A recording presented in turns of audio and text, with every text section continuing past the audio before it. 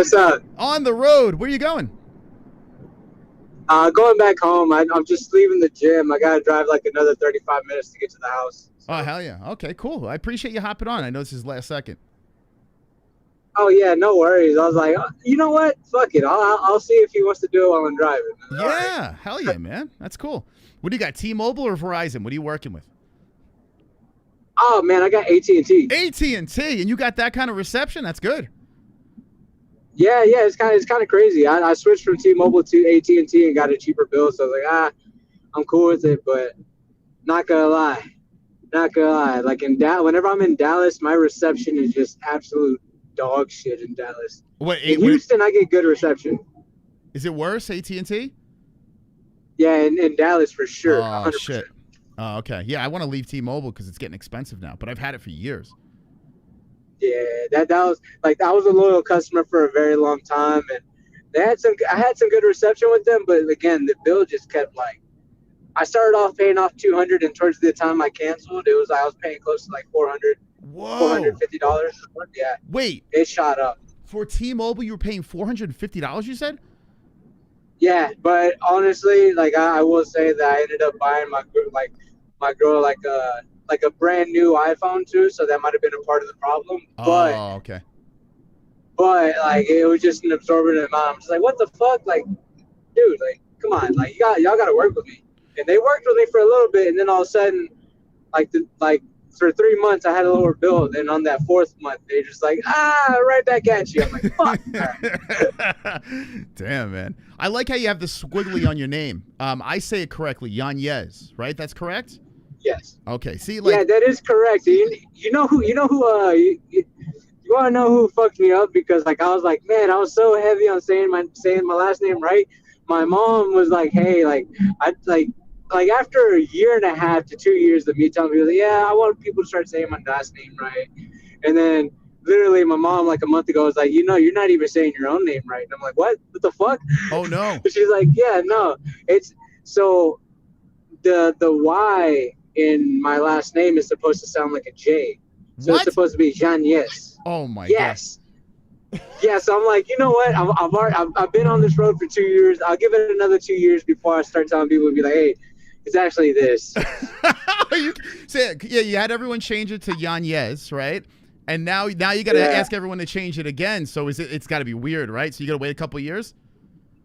Oh yeah, I'm gonna wait a couple years until like everybody kind of forgets everybody call me Yanez, and like, oh no, it's Yanez. Like, oh yeah, actually no, it's Yanez. And like, oh my God, I think your mom's messing with us. I don't know. I have a feeling she is. So what's the feeling like? I'm sure you're doing a bunch of interviews and stuff, but being on this Conor card, International Fight Week, and the card is completely loaded up, and now you're fighting Cody Garbrandt. I mean, what how you feeling right now? Oh man, honestly, I'm very excited. I'm super happy. I'm usually a guest appearance person for International Fight Week, and I've always been sort of jealous of the people that were fighting that night, just because like of the atmosphere. Every time I've gone to International Fight Week, it's always been like, oh, it's something special, man. They have the UFC Expo there, like just like seeing the fans and the energy of the fans is always like it's super high. So it makes wanting a fight on that date, man, just so much more special, because they're there for one reason and they don't care who's on the card. It's just International Fight Week. They have a banger of fights every single year. Like every International Fight Week is always a banger card. So, but the fact that it's being topped with Max Holloway and Conor McGregor, like the infamous Conor McGregor, that just puts the cherry on top for me, and I'm excited. Get to fight a former world champion and Cody Garbrandt, man. Yeah. This is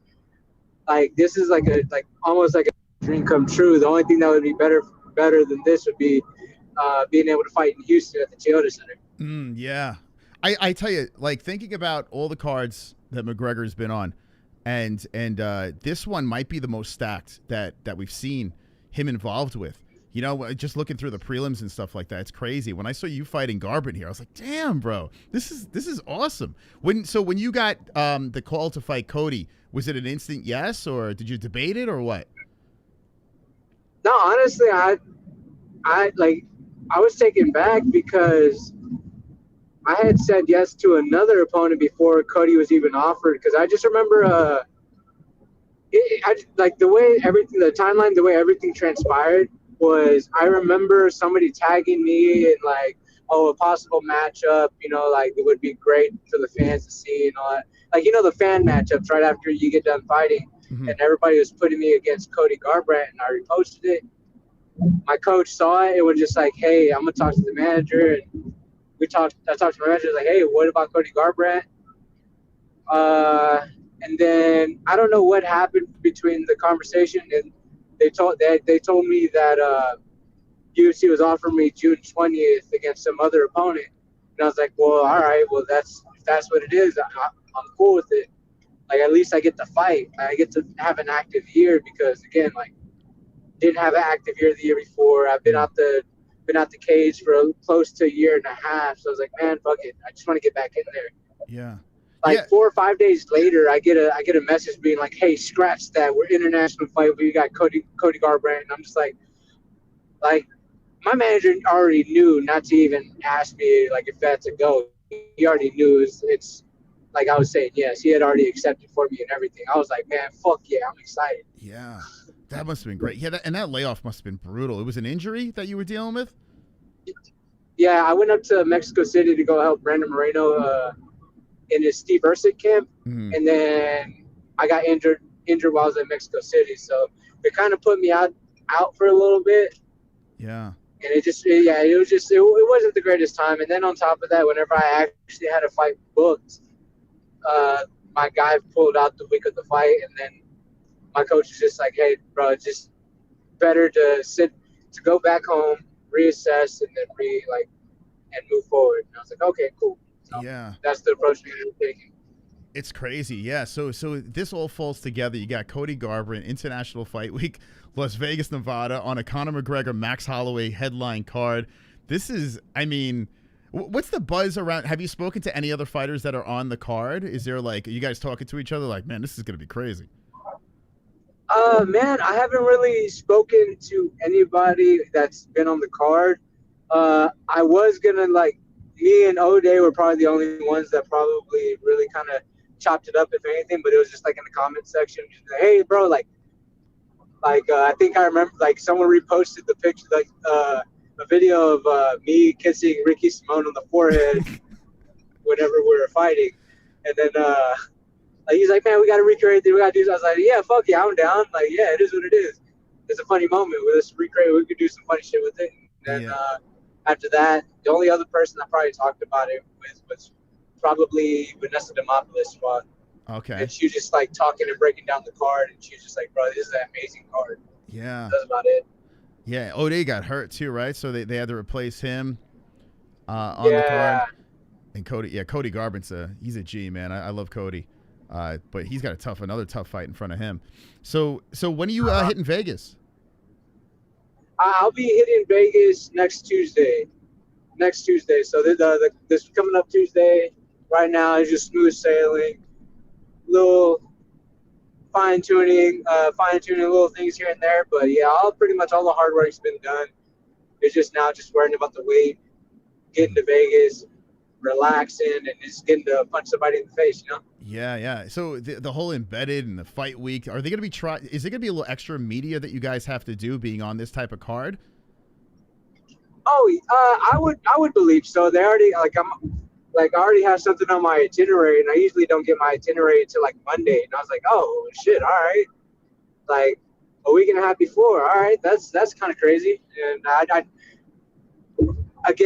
only been there for International Fight Week as a guest appearance, so I'm used to that schedule. But depending on what type of fight night they're having or pay-per-view they're having, they usually have you doing a lot of media and all that stuff anyways. Yeah. But I'm thinking there's going to be probably a lot more just because of how big of a card this is. Yeah, it's going to be nice. Well, there's no fan fest or anything. They took that away because of the White House card.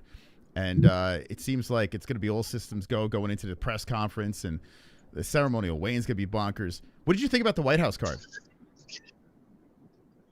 Overall, I had a little bit of a FOMO in a sense of man, like just the aesthetics of the view of like the fighters, like to me, like the picture that I see is like Justin Gaethje reading the Declaration of Independence before he walks out. Yeah. Like that to me is super fucking cool.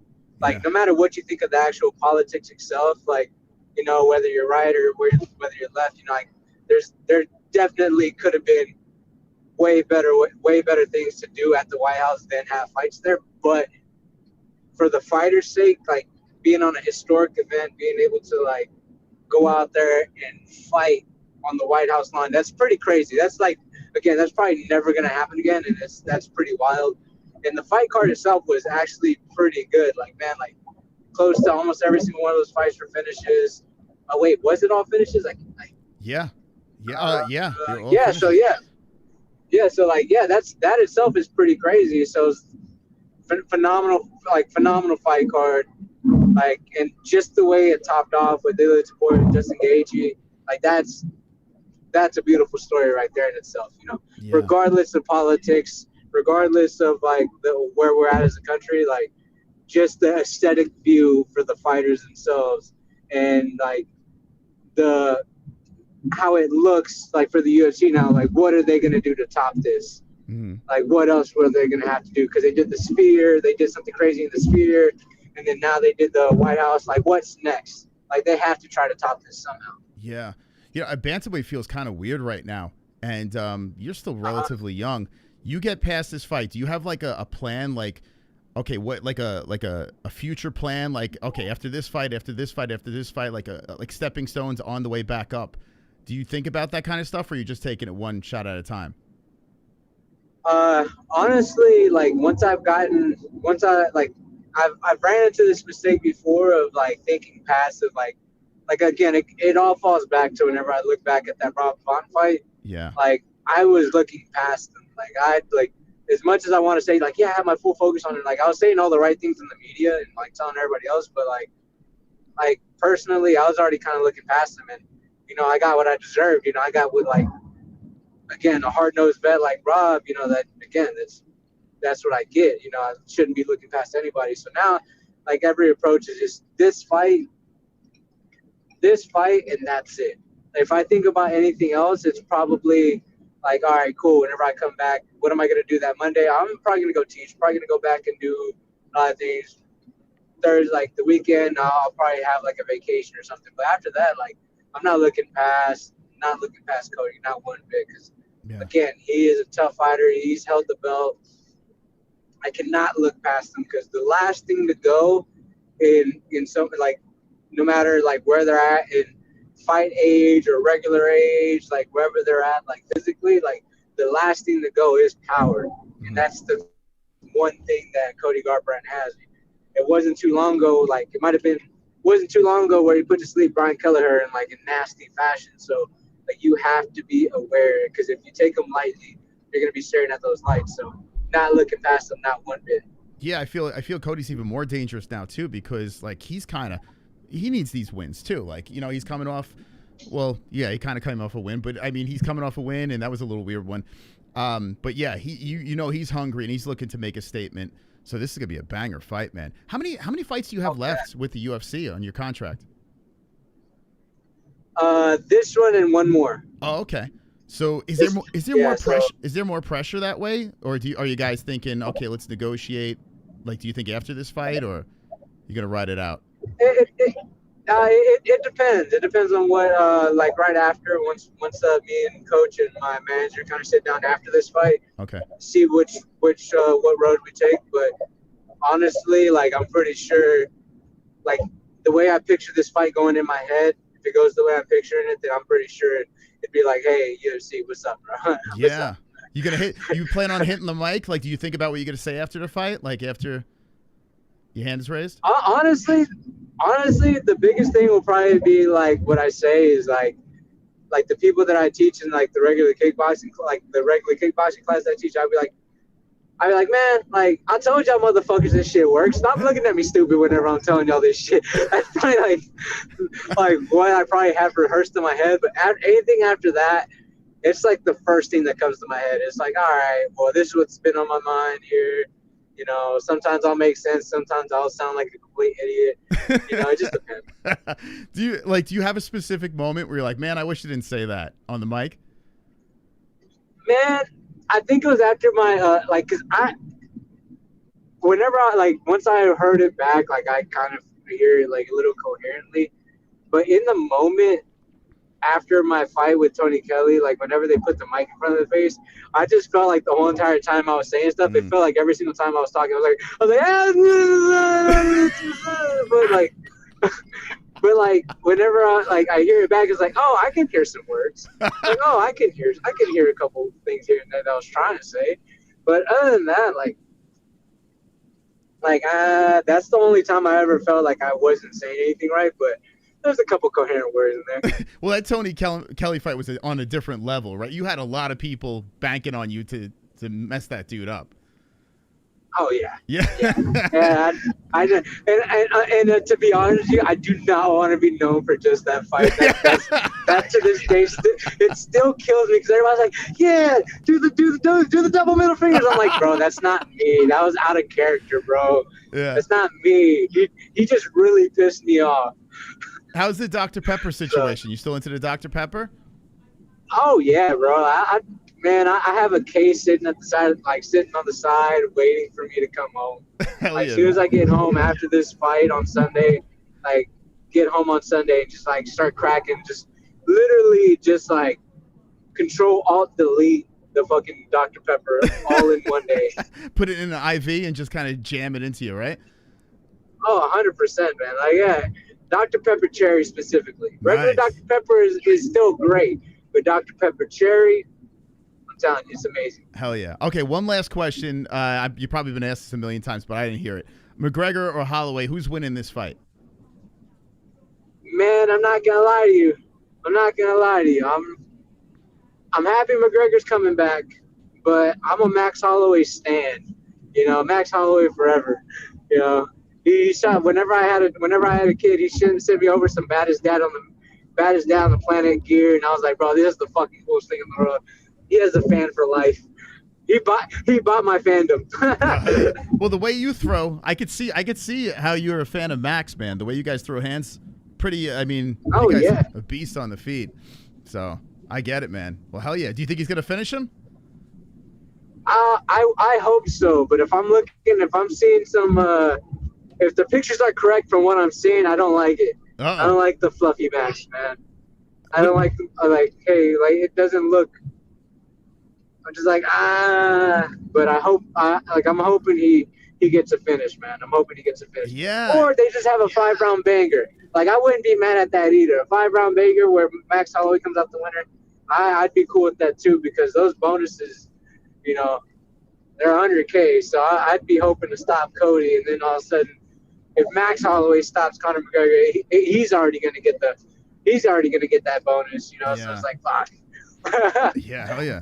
Are you going into this fight? I know I said last question, but here's the last one. Are you going into this fight looking for the bonus, or you just need the win? Like what's the mindset? Mindset is follow the plan, follow the rules, and if I do all that, the finish is going to be inevitable. Doing everything right is good. I'm not looking to finish him. I'm not looking for it. If it comes, I'm taking it full advantage of it, but I'm not going to search for it. I just know with my skill set, there's going to be one shot that lands that hurts him, and whenever I hurt him, I'm going to finish him. Yeah. Will you be saying this? It's going to be bad, my nigga. You could be saying, did you hear that? Come again? Oh, here, listen. It's going to be bad, my nigga. Did you hear that? You give him a little Dustin Poirier or no? You know, maybe, but I gotta have Cameron there for me. He'll be the button for me. If you tug on the shorts, then I'm gonna be like, oh, that's a nod to the MMA-Holes right there. If you do the Dustin tug. Oh, 100%, man. I was doing that earlier this week. Just kept pulling on my shorts, like, hey, what's up, dog? Let's go. What's up? I love it, Adrian, man. You're the man. I appreciate you stopping on. Yeah, no problem, brother. Yeah, this is pretty cool. Driving, having to focus on driving and not dying. Yeah. Well, I'm thinking in the back of my head, imagine this guy gets into a car accident. Oh, my God. Oh, shit. Well, that would get clicks. It's like you just start thinking like, maybe. You should do that, We're man. live right now, maybe. Like, just like turn heavy into it. Oh, life hasn't been going well. Oh shit. Imagine, dude, you got to do that an interview where you just like scream and just hit the end button in an interview just to fuck with people. That'd be great.